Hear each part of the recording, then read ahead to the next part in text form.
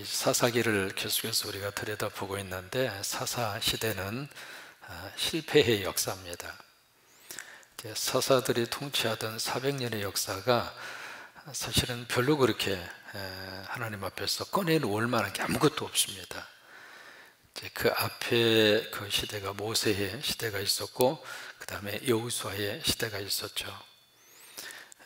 모세의 시대는 이스라엘 백성들이 애굽에서 나오는 출애굽을 한 말 그대로 너무 극적인 드라마틱한 성공이 있었고 하나님의 복이 있었고, 그 다음에 여호수아 시대로 딱 접어들어서는 그렇게 꿈에도 그리던 가나안 땅을 밟아봤습니다.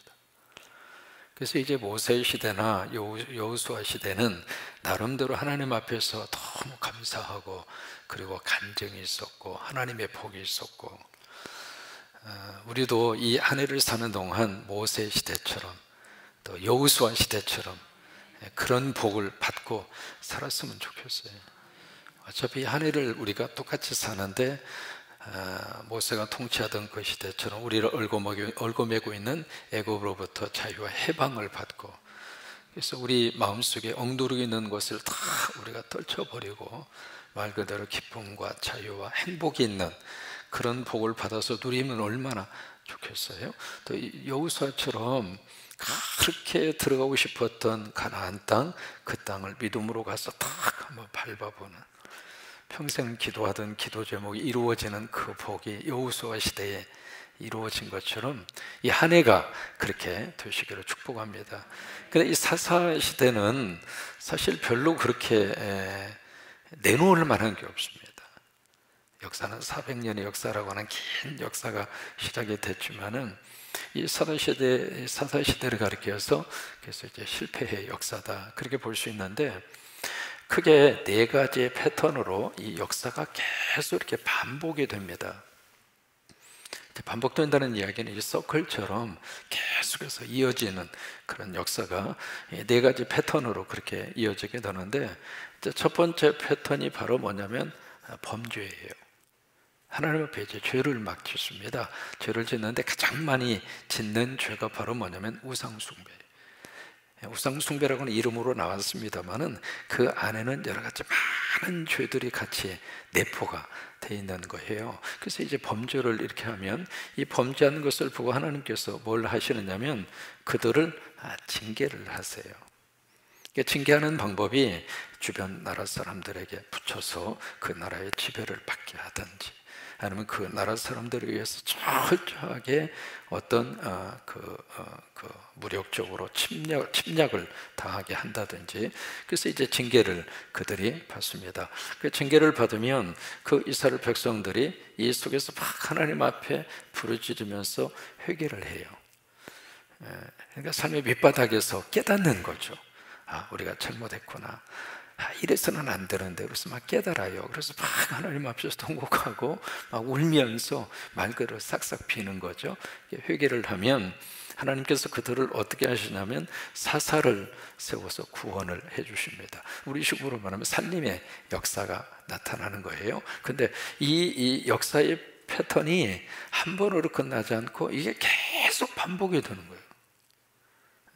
그래서 이제 여기에 원을 그은 것처럼 범죄하고 징계받고 얻어 터진 다음에 회개하고, 회개한 다음에 하나님이 또 구원해 주시고, 그 다음에 조금 산만하면 이제 또 옛날 거 다 잊어버리고 다시 또 죄를 짓고, 죄를 지어서 또 신나게 얻어 터지니까 주님 살려주세요. 그러니까 다시 또 살려주고, 잊어버리고 다시 또 죄를 짓고 얻어 터지고 또 다시 회개하고 살려주시고, 이게요 몇 번 반복이 되냐면 12번 반복이 돼요. 징그럽게 오랫동안 했어. 이게 사람이에요.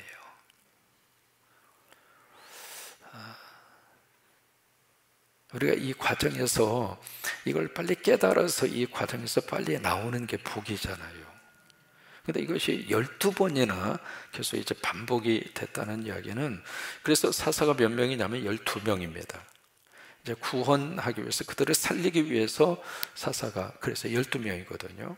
12명인데 그 이야기는 12번이 이제 반복이 됐다는 이야기는 이스라엘 백성들이 11번 계속 이 서클로 돌아가고, 그 다음에 중요한 게요, 마지막 12번 번째 뭘 주셨느냐면 하나님의 은혜를 주신 거예요.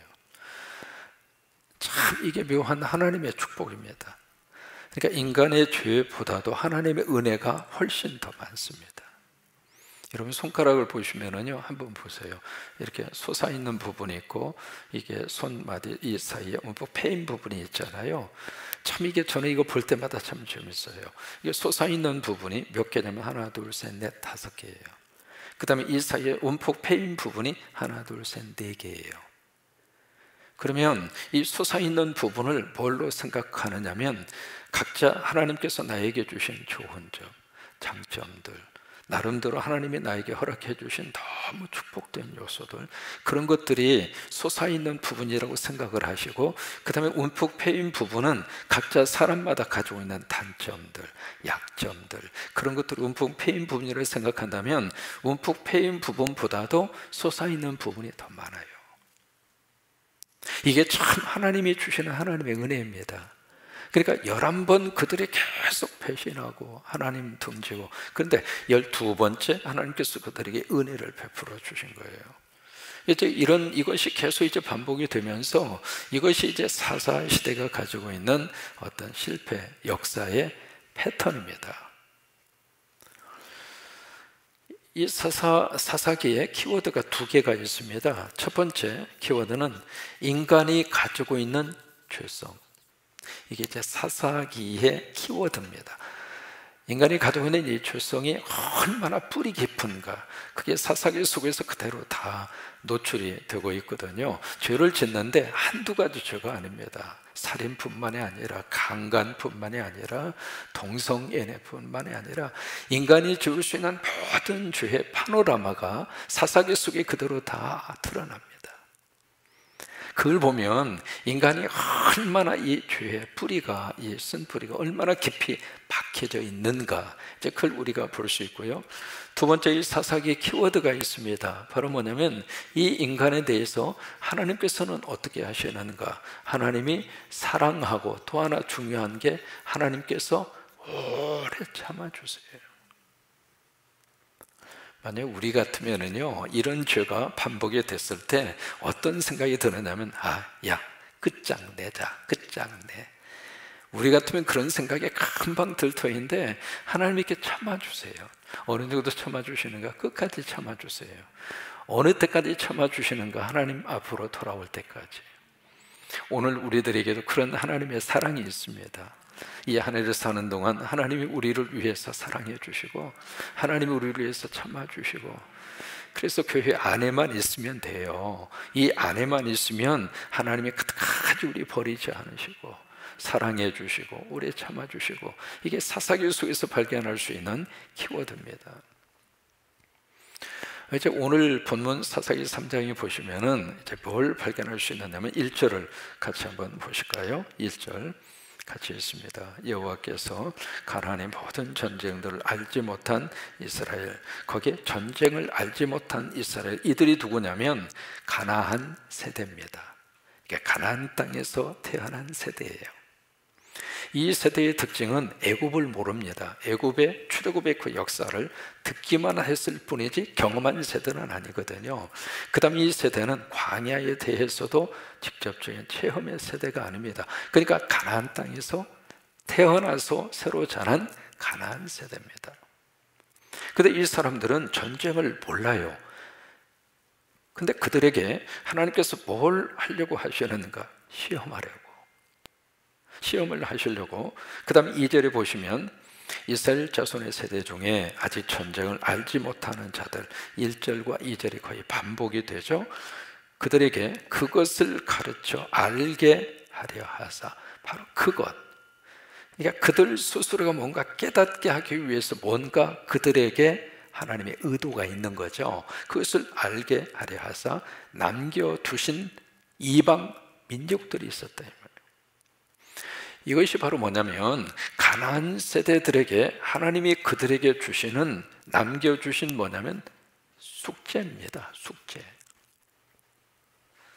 이 숙제를 이 이스라엘 사람 세대 가운데 가나안 땅에서 태어난 새로운 세대, 젊은 세대가 되겠죠. 그 세대가 하나님이 남겨주신 그 숙제를 풀도록. 그래서 문제를 그들에게 남겨주신 거예요.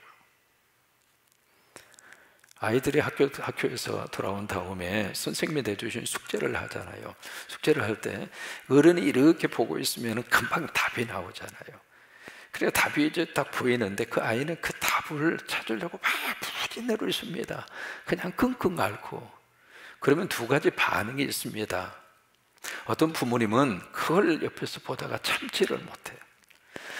참지를 못해서 군밤을 매면서 너 누굴 닮아서 고마양 너 누구 닮았어? 그러면서 꼭 하는 말이 있습니다. 너는 꼭 네 애비 닮아가지고 뭐 이렇게 그렇게 멍청이냐. 그러면서 이제 구박을 한 다음에 그러면서 그 자리에서 바로 답을 알려줘요. 여러분, 그게 자녀들에게 도움이 될까요? 아니면 먼 미래를 봤을 때 도움이 안 될까요? 도움이 안 됩니다. 그게 사랑인 것처럼 우리는 느껴지거든요. 빨리 아이에게 지금 힘들어하니까, 지금 그것 때문에 고민하고 있으니까, 그것 때문에 너무 지금 아이가 끙끙대고 있으니까 가르쳐 주는 것이 부모로서 자식을 향한 사랑이다 생각하는데 그게 사랑이 아닙니다. 진짜 부모님은 어떻게 해야 하느냐, 좀 힘들더라도 옆에서 보면서 답답하다 하더라도 본인 스스로가 그 문제를 풀어갈 수 있도록 기다려줘야 돼요. 마찬가지로 하나님께서 이스라엘 백성들에게 숙제를 내준 겁니다. 이거 풀어라. 이것을 푸는데 그 문제를 하나님이 직접 해결을 해주시고 그 문제를 완벽하게 그들에게 깨끗이 정리해 주신 것이 아니라 이스라엘 백성들이 스스로 그것을 깨닫고 그것을 알고 그 문제에 대한 답을 찾도록. 그게 하나님의 방법이에요.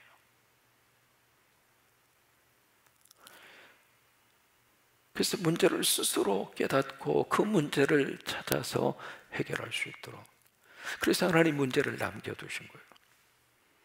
여러분, 우리 안에도요, 우리 인간관계 속에서 가정이든 아니면 우리 삶의 자리하든 누구나 다 숙제 다 있어요. 없는 사람 없습니다. 다 숙제 가지고 살아요. 다시 말해서 문제 가지고 산다 그 말이에요. 근데 그 문제를 기도할 때마다 하나님이 즉각적으로 해결해 주시고 풀어주시면 얼마나 좋을까요? 그렇지 않고 우리 스스로가 기도하면서 그 문제를 해결하도록, 우리가 기도하고 믿음과 말씀 안에서 그 문제에 부딪혀서 그 문제를 스스로가 풀어갈 수 있도록 하나님께서 옆에서 기다리고 계시는 거예요. 그래서 이스라엘 백성들도 마찬가지거든요. 그렇게 해서 이제 하나님께서 그들의 곁에 여러 가지 남겨두신 숙제, 풀어야 될 숙제예요. 그 숙제 3절에 보시면 거기에 쭉 민족들이 기록이 되어 있습니다. 그러면서 4절에 보시면 같이 한번 읽을까요? 남겨두신 이 이방 민족들로 이스라엘을 시험하사 여호와께서 모세를 통해서 그들의 조상들에게 이르신 명령들을 순종하는지 알고자, 이게 남겨준 숙제의 목적이에요. 그러면 왜 그들을 남겨두었을까? 딱 하나입니다. 하나님께서 모세를 통해서 주신 말씀을 따라서 사는지 그렇지 않는지 그걸 알고 싶었다 그 말이에요. 그러면 모세를 통해서 하나님이 주신 그들의 말씀이 바로 무엇일까? 시내산에서 받은 거 있죠. 뭘 받았죠? 십계명이죠. 십계명의 가장 중요한 가장 중요한 핵심적인 단어가 뭘까요? 사랑입니다. 사랑. 위로는 누구를 사랑하고? 하나님을 사랑하고, 옆으로는 이웃을 사랑. 그러니까 십계명, 모세를 통해서 그들이 주신 말씀의 가장 중요한 핵심 단어는 사랑이에요. 그러면 그 하나님을 사랑한다는 이야기는 마음을 하나님에게 준다 그 말이에요. 다시 말해서 내가 누군가를 사랑하죠. 사랑하면 그 사람에게 내 마음을 뺏기는 거예요. 여러분, 데이트하던 시절 기억나나요? 와, 연애할 때 보면 정신없잖아요. 마음이 온통 그쪽으로 다 뺏겨 있는 거예요.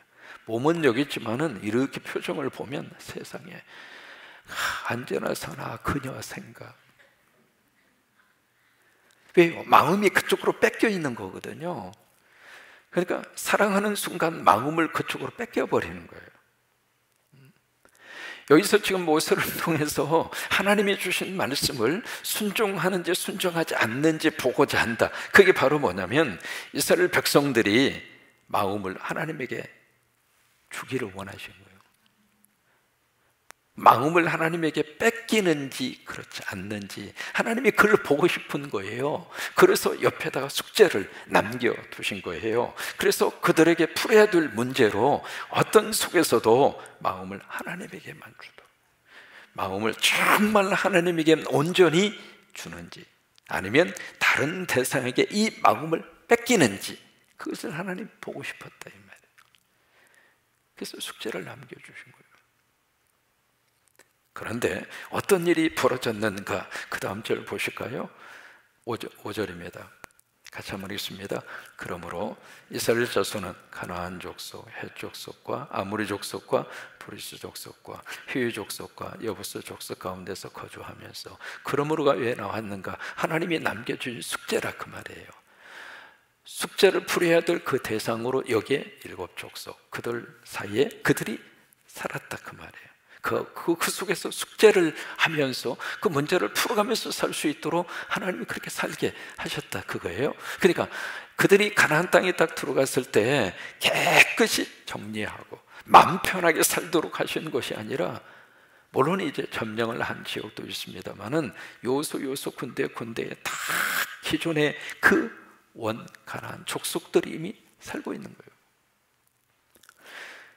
그 가운데 살면서 저들이 마음을 하나님에게 뺏기는가, 아니면 저들이 마음을 다른 대상에게 뺏기는가, 그 숙제를 그들이 해야 돼요.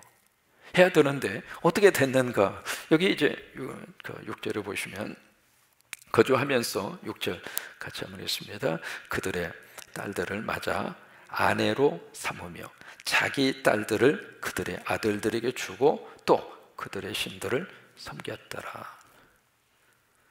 여러분, 가나안 땅에 들어가서 그들이 이제 치르는 전쟁이 있습니다. 이 전쟁은요, 무슨 전쟁이냐면 영토 확장을 위한 그 전쟁이 아니에요. 그러니까 성경에서 말하는 전쟁은요, 어떻게 하면 이 이스라엘 백성들이 땅을 크게 확보하고, 그래서 이 땅을 어떻게 하면 좀 더 확장을 시키고 땅을 크게 가질까, 그것을 위한 전쟁이 아닙니다. 만약에 영토 확장이 목적이라면 이스라엘 백성들 애굽에서 끄집어낼 이유가 없습니다. 왜? 애굽 땅이 엄청나게 더 큽니다. 근데 큰 땅에서 그 민족을 끌어내서 이 이스라엘 땅은 아주 작은 땅이에요. 대한민국 땅보다도 훨씬 더 작습니다. 그 작은 땅에다가 몰아넣고 그 속에서 땅을 좀 더 확보해, 그 땅을 좀 더 확보하기 위해서 싸워서 이겨, 그러기 위해서 전쟁을 하도록, 그게 아니거든요. 그러니까 이스라엘 백성들이 가나안 땅에 들어가서 치르는 이 전쟁은 차원이 다른 전쟁입니다. 무슨 전쟁이냐면 영적 전쟁이에요. 영토 확장 전쟁이 아니라 영적 전쟁이에요. 그러니까 이 영적 전쟁은 바로 무슨 전쟁인가? 결국 마음에 대한 전쟁입니다. 그러니까 마음을 빼앗기지 않도록, 마음을 하나님에게만 빼앗기도록, 이 마음을 다른 대상이나 다른 어떤 인간에게 뺏기지 않도록, 그 전쟁이에요. 그 전쟁. 여러분, 잠언 4장 23절 말씀에 무릇 지킬 만한 것 가운데 내 마음을 지켜라. 그죠? 이에서 생명의 근원이 남으니라. 이 마음을 뺏기고 나면 사실 시간 문제입니다. 다 뺏깁니다. 그래서 마음을 뺏기지 않아야 되거든요. 마음을 하나님에게만 온전히 뺏기고 사는 것이 복인데, 그죠? 그렇게 하도록 가나안 땅을 그들에게 약속하고 그 땅에 들어가게 하신 거예요. 그래서 가나안 땅에 살면서 주변에 많은 사람들이 같이 살고 있지만은 그들의 문화라든지 그들의 종교라든지 그들의 생활 습관이라든지 그 속에서도 어떤 일이 있어도 마음은 뺏기지 말아라. 하나님에게만 마음을 드리고 살아라. 그게 이스라엘 백성들이 가나안 땅 들어가서 하는 전쟁입니다. 이 영적 전쟁이에요. 그때 6절에 보면은 무너졌어요. 무너졌어. 어떻게 무너졌느냐? 6절에 있는 말씀대로 그들의 딸들, 하나님께서 그들과 혼인하지 말라고 그랬잖아요. 그때 그들의 딸을 맞아서 아내로 삼고 자기 딸을 그들의 아들들에게 주고, 또 결정적인 것은 그들의 신들을 섬겼더라. 마음이 무너진 거예요. 무너진 거예요.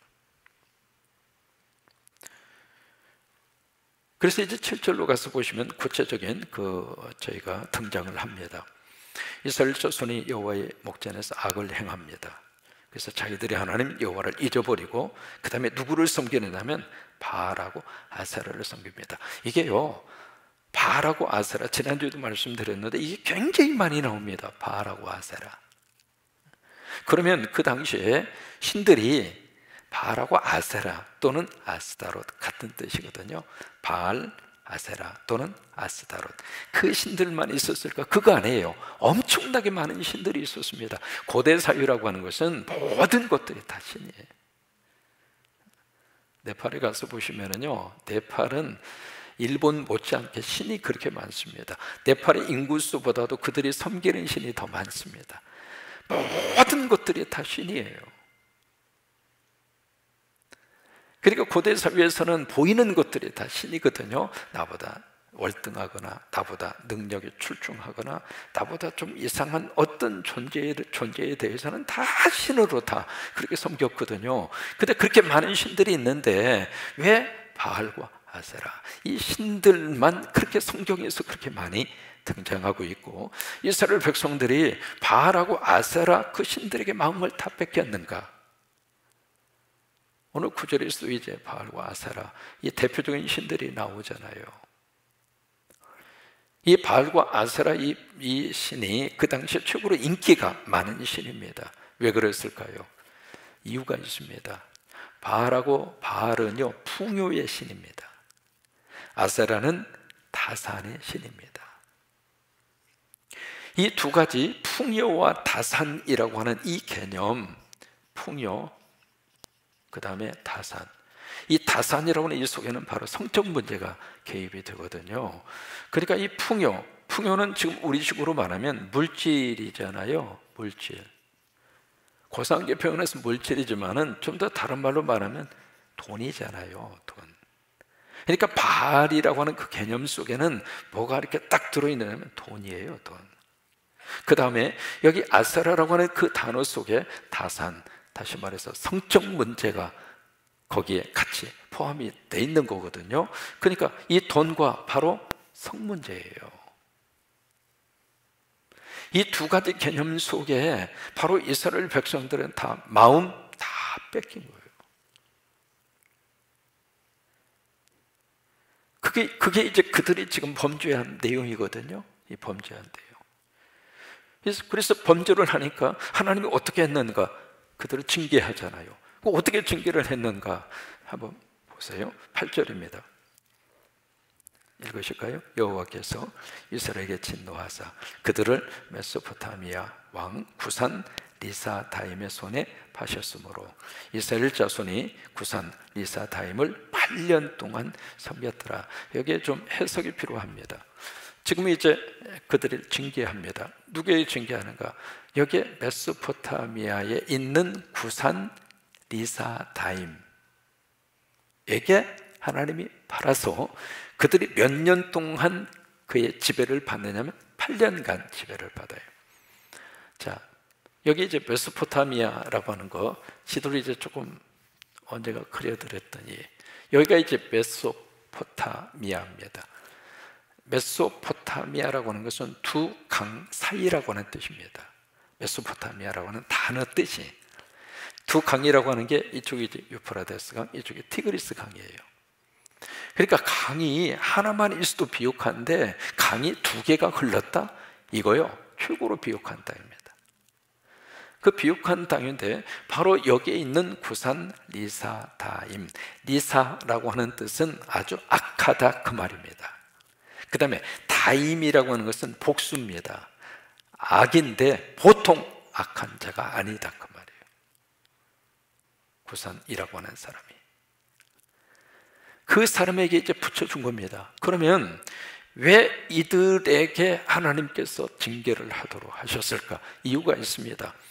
여기 지금 물질, 그 다음에 풍요와 다산, 여기에 완전히 마음을 뺏겨서 그냥 풍요와 다산, 그들을 막 섬기면서, 다시 말해서 돈이면 다다.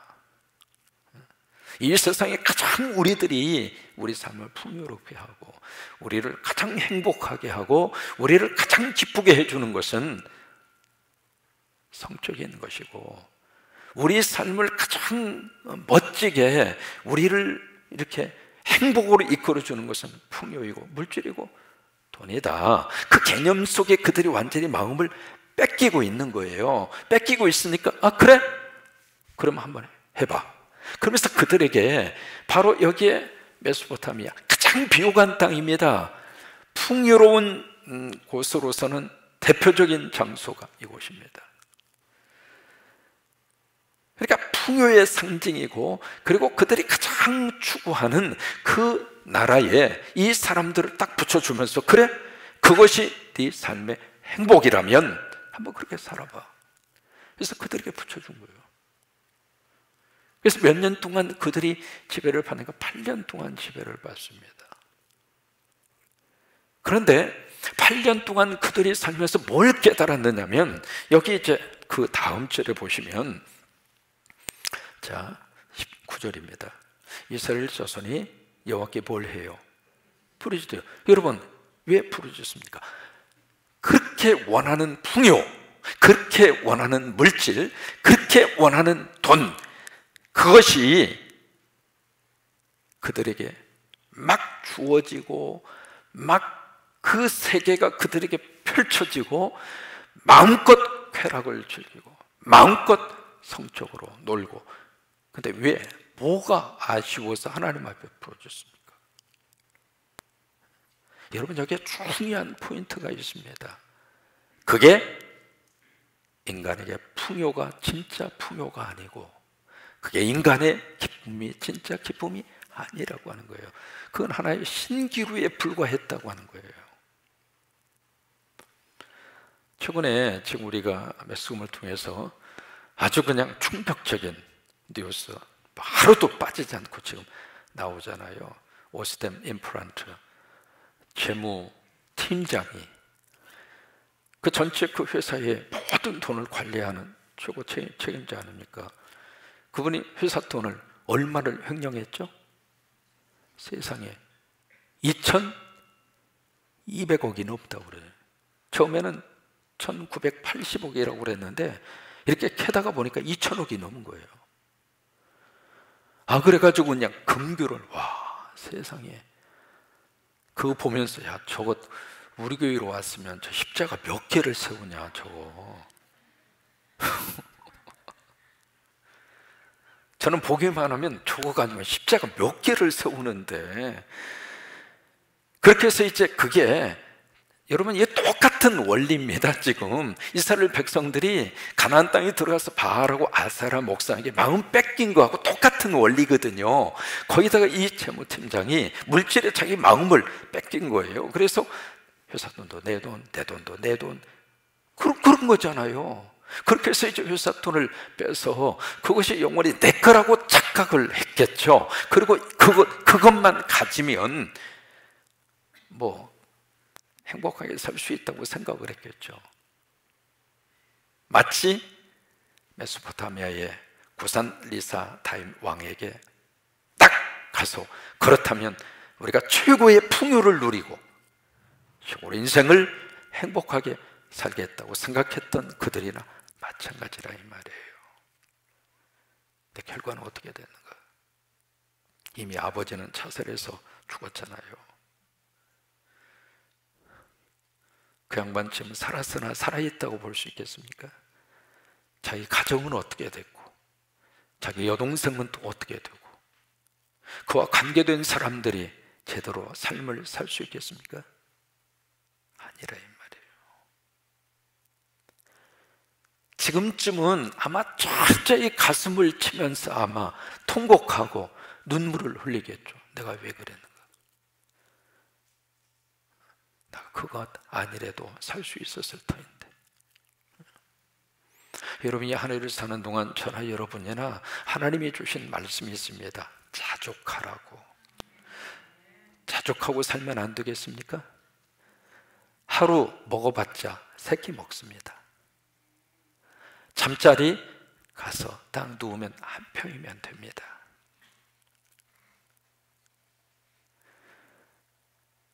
우리가 바알에게, 아사랴 목사에게 마음을 뺏겨서 결국에 가서는 그것이 진짜 풍요이고 그것이 인생의 행복이라고 생각했는데 막상 그 세계 속에 들어가 보니까 그게 아니더라 이 말이에요. 하나님이 주신 대로 감사하고 살고 그냥 만족하고 살고 그리고 살아도 쉽지 않아요. 너무 바알에게 마음을 뺏겨서 그냥 조금만 더 계속 우리가 노래 부르잖아요. 조금만 더 있으면 좋겠네. 근데 그 조금 더가 언제까지 조금 더냐고요. 우리가 은혜 받고 하나님이 조금 주신 거 안에서 감사하고 너무 욕심 많이 부리지 말고 바알에게 마음 뺏기지 말고 풍요에게 마음을 뺏기지 말고 이렇게 하나님 예배 시간에 하나님께 마음 드리고 성령의 은혜 앞에 마음을 드리고 그리고 말씀 앞에 우리 마음을 드리고 여러분 이렇게 사는 게 복이에요. 이렇게 사는 게 진짜 행복이에요. 이렇게 사는 게 진짜 제대로 사는 거예요.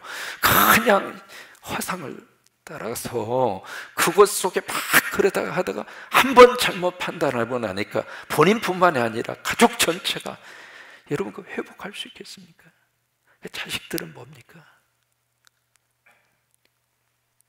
이스라엘 백성들이 8년 동안 고생을 하면서 깨달은 거예요.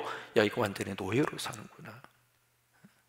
여러분 축복합니다. 금년 한 해 여러분들의 만약에 부채가 있다면 하나님께서 부채를 해결해 주시기를 바라고, 감당할 수 있을 만한 부채야 뭐 괜찮죠. 그러나 그렇지 않는 빚이 있거나 그렇지 않는 부채가 있으면 노예로 사는 거예요. 여러분 미국에서는요 집을 사면 한국처럼 한꺼번에 돈 다 주고 사는 것이 아니라 은행에서 돈을 빌려가지고 그렇게 해서 이제 집을 사거든요. 사는데 그 집을 언제까지 이렇게 다달이 내느냐면 30년 동안 내요. 30년 동안 열심히 돈 벌어가지고 그렇게 해서 이제 집을 딱 해서 그게 이제 내 거다 싶을 정도가 딱 되면 인생 끝난 거예요. 제가 잘 아는 김장로님이라고 계세요. 이름 석자 되면 좀 연세 드신 분들은 아실 만한 분인데 그분이 이제 이쪽에서 국회의원까지 하시고 LA로 오셔서 그래서 이제 그분이 그랜데일이라고 하는 그쪽 지역에 참 말 그대로 초호화 저택을 산 거예요. 사는 것까지는 좋았는데 이분이 너무 욕심이 과했어요. 그러다 보니까 은행에서 빌린 돈이 너무 많은 거예요. 이게 사업이 계속 쭉 잘 나가리로 생각했는데 한번 삐그덕 그랬거든요. 그러니까 이분이 이게요 갚아야 될 돈은 다달이 왜 이렇게 빨리 옵니까?